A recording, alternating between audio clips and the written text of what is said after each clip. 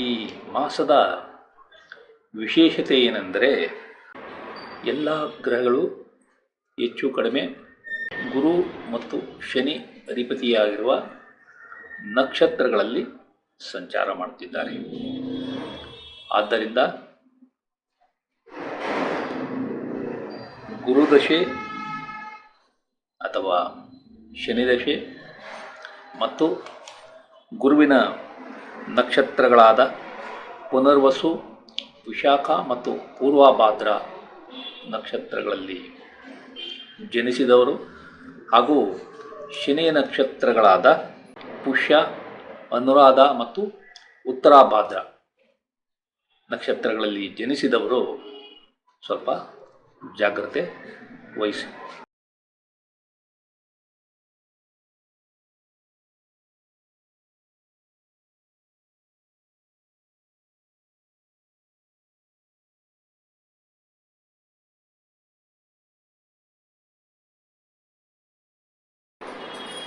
ಆತ್ಮೀಯರೇ, ತಮಗೆಲ್ಲ astro secret by Shiva ಚಾನಲ್ಗೆ ಆತ್ಮೀಯ ಸ್ವಾಗತ. ತಾವು ಪ್ರೀತಿ ಮತ್ತು ವಿಶ್ವಾಸದಿಂದ ನನ್ನ ಚಾನಲನ್ನು ವೀಕ್ಷಣೆ ಮಾಡುತ್ತಿದ್ದೀರಿ.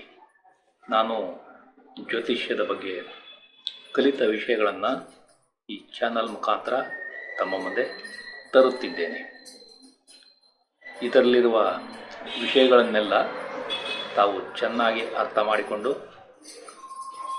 ಅವುಗಳಿಂದ ಉಪಯೋಗವನ್ನು ಪಡೆದುಕೊಂಡು ಯಶಸ್ವಿಯಾಗಲಿ ಎಂಬುದು ನನ್ನ ನಮ್ರ ವಿನಂತಿ.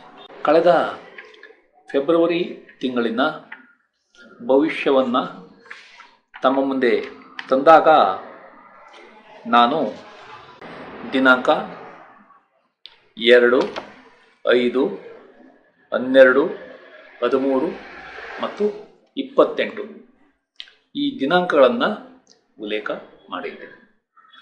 ಈ ದಿನಾಂಕಗಳಂದು ಅಥವಾ ಈ ದಿನಾಂಕಗಳ ನಂತರ ಹಲವಾರು ವ್ಯಕ್ತಿಗಳ ಜೀವನದಲ್ಲಿ ಬದಲಾವಣೆಗಳು ಕಂಡುಬರಲಿವೆ ಎಂಬುದನ್ನು ನಾನು ತಿಳಿಸಿದ್ದೆ. ಈಗ ಕೆಲವು ವಿಷಯಗಳನ್ನು ಪರಿಶೀಲನೆ ಮಾಡೋಣ. ಜನವರಿ ತಿಂಗಳ 28, 29ರಂದು ವಿಚಿತ್ರವಾದ ಘಟನೆ ಅಂದರೆ ವಿಮಾನ ಮತ್ತು ಹೆಲಿಕಾಪ್ಟರ್ನ ದುರಂತ ಅಮೆರಿಕದ ವಾಷಿಂಗ್ಟನ್ನಲ್ಲಿ, ಅದೇ ರೀತಿ ಪ್ರಯಾಗ್ರಾಜ್ನಲ್ಲಿ ನಡೆಯುತ್ತಿರುವ ಕುಂಭಮೇಳದಲ್ಲಿ ಕಾಲ್ತುಳಿತ ಉಂಟಾಗಿ 30ಕ್ಕೂ ಹೆಚ್ಚು ಜನ ಸಾವಿಗೀಡಾಗಿರುವುದು. ಇದು ದೊಡ್ಡ ದುರಂತವೇ ಸರಿ. ಈ ದಿನಾಂಕದವರೆಗೂ ಕುಂಭಮೇಳ ಯಶಸ್ವಿಯಾಗಿ ನಡೆಯುತ್ತಿತ್ತು ಎಂಬುದನ್ನು ತಾವು ಅರ್ಥ ಮಾಡಿಕೊಳ್ಳಿ. ಅದೇ ರೀತಿ ಫೆಬ್ರವರಿ ತಿಂಗಳ 2ನೇ ತಾರೀಕು ಈ ದಿನಾಂಕದ ಬಗ್ಗೆ ಸ್ವಲ್ಪ ತಿಳಿದುಕೊಳ್ಳೋಣ. ಈ ದಿನಾಂಕದಂದು ಅಂಡರ್ 19 ವುಮನ್ಸ್ ಮಹಿಳೆಯರ ವಿಶ್ವಕಪ್ ಕ್ರಿಕೆಟ್ ಪಂದ್ಯದಲ್ಲಿ ಭಾರತ ಜಯಶಾಲಿಯಾಗಿದೆ. ಇದು ಭಾರತಕ್ಕೆ ಬಹಳ ಒಳ್ಳೆಯ ವಿಷಯ. ಅದೇ ರೀತಿ ಅಭಿಷೇಕ್ ಶರ್ಮಾ ಉದಯೋನ್ಮುಖ ಕ್ರಿಕೆಟ್ ಆಟಗಾರ ಇಂಗ್ಲೆಂಡ್ ಮೇಲಿನ ಕೊನೆಯ T20 ಕ್ರಿಕೆಟ್ ಪಂದ್ಯದಲ್ಲಿ ಕೇವಲ 37 ಎಸೆತಗಳಲ್ಲಿ ಸೆಂಚುರಿ ಬಾರಿಸಿ ಒಟ್ಟು 54 ಎಸೆತಗಳಲ್ಲಿ 135 ರನ್ಗಳನ್ನು ಗಳಿಸಿದ್ದು ಅಚ್ಚರಿಯೇ ಸರಿ. ಈ ಇನ್ನಿಂಗ್ಸ್ನಲ್ಲಿ 13 ಸಿಕ್ಸರ್ಗಳನ್ನು ಬಾರಿಸಿದ್ದು ಇನ್ನೂ ಒಂದು ಅಚ್ಚರಿ.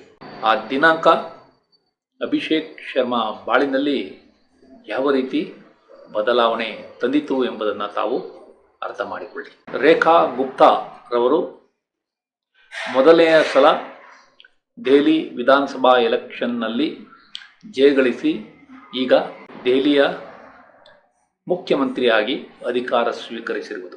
ಇದು ಸಹ ವ್ಯಕ್ತಿಗಳ ಜೀವನದಲ್ಲಿ ಯಾವ ರೀತಿ ಬದಲಾವಣೆ ತರುತ್ತದೆ ಎಂಬುದನ್ನು ತಮಗೆ ತೋರಿಸುತ್ತದೆ. ಈಗ ಸ್ಟಾಕ್ ಮಾರ್ಕೆಟ್ಗೆ ಬಂದರೆ ಫೆಬ್ರವರಿ ತಿಂಗಳ ದಿನಾಂಕ 5 ಅತಿ ಮುಖ್ಯ ದಿನಾಂಕವಾಗುತ್ತದೆ. ಈ ದಿನಾಂಕದಂದು 23,807 ಅಂಕಕ್ಕೆ ತಲುಪಿದ್ದ ನಿಫ್ಟಿ ದಿನದಿಂದ ದಿನಕ್ಕೆ ಇಳಿಕೆಯಾಗುತ್ತಿದ್ದು ದಿನಾಂಕ 20ರಂದು 22,914 ಅಂಕಕ್ಕೆ ಮುಕ್ತಾಯವಾಗಿದೆ. ಅಂದರೆ ಫೆಬ್ರವರಿ 5ನೇ ತಾರೀಕಿನಿಂದ 20ನೇ ತಾರೀಕಿನವರೆಗೆ ಒಟ್ಟು 890 ಅಂಕಗಳ ಕುಸಿತ ಕಂಡಿದೆ. ಈ ದಿನಾಂಕದ ಮಹಿಮೆ ಇದರಲ್ಲೇ ಅರ್ಥವಾಗುತ್ತದೆ. ಮುಂದೆ ಫೆಬ್ರವರಿ ಮಾಸದ 28ನೇ ದಿನಾಂಕ ಕಾಯ್ದು ನೋಡೋಣ. ಈ ದಿನಾಂಕವನ್ನು ಸಹ ನಾನು ಉಲ್ಲೇಖ ಮಾಡಿದ್ದೇನೆ. ತಾವು ಕಳೆದ ಮಾಸದ ವಿಡಿಯೋಗಳಲ್ಲಿ ಇದನ್ನು ಪರಿಶೀಲಿಸಬಹುದು. ಈಗ ಮಾರ್ಚ್ ತಿಂಗಳ 2025ರ ಭವಿಷ್ಯವನ್ನು ತಿಳಿದುಕೊಳ್ಳೋಣ.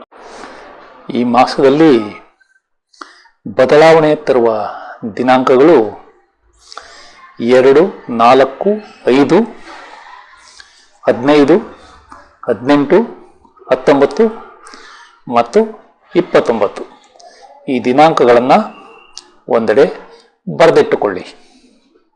ಈ ಮಾಸದ ವಿಶೇಷತೆ ಏನೆಂದರೆ ಎಲ್ಲ ಗ್ರಹಗಳು ಹೆಚ್ಚು ಕಡಿಮೆ ಗುರು ಮತ್ತು ಶನಿ ಅಧಿಪತಿಯಾಗಿರುವ ನಕ್ಷತ್ರಗಳಲ್ಲಿ ಸಂಚಾರ ಮಾಡುತ್ತಿದ್ದಾರೆ. ಆದ್ದರಿಂದ ಗುರುದಶೆ ಅಥವಾ ಶನಿದಶೆ ಮತ್ತು ಗುರುವಿನ ನಕ್ಷತ್ರಗಳಾದ ಪುನರ್ವಸು, ವಿಶಾಖ ಮತ್ತು ಪೂರ್ವಭಾದ್ರ ನಕ್ಷತ್ರಗಳಲ್ಲಿ ಜನಿಸಿದವರು ಹಾಗೂ ಶನಿಯ ನಕ್ಷತ್ರಗಳಾದ ಪುಷ್ಯ, ಅನುರಾಧ ಮತ್ತು ಉತ್ತರಾಭಾದ್ರ ನಕ್ಷತ್ರಗಳಲ್ಲಿ ಜನಿಸಿದವರು ಸ್ವಲ್ಪ ಜಾಗ್ರತೆ ವಹಿಸಿ. ಈ ಮಾಸದಲ್ಲಿ ಶುಕ್ರ ಗ್ರಹ ದಿನಾಂಕ 3 ಮಾರ್ಚ್ 2025ರಂದು ವಕ್ರಿಯಾಗಲಿದೆ. ಇದು ಏಪ್ರಿಲ್ ತಿಂಗಳ 14ರಂದು ಕೊನೆಗೊಳ್ಳಲಿದೆ. ಅದೇ ರೀತಿ ಬುಧ ಗ್ರಹ 16 ಮಾರ್ಚ್ 2025ರಂದು ವಕ್ರಿಯಾಗಲಿದೆ. ಇದು ಏಪ್ರಿಲ್ ತಿಂಗಳ 8ನೇ ತಾರೀಕು ಮುಕ್ತಾಯಗೊಳ್ಳಿದೆ. ಇದನ್ನು ತಾವು ಅರ್ಥ ಮಾಡಿಕೊಳ್ಳಿ.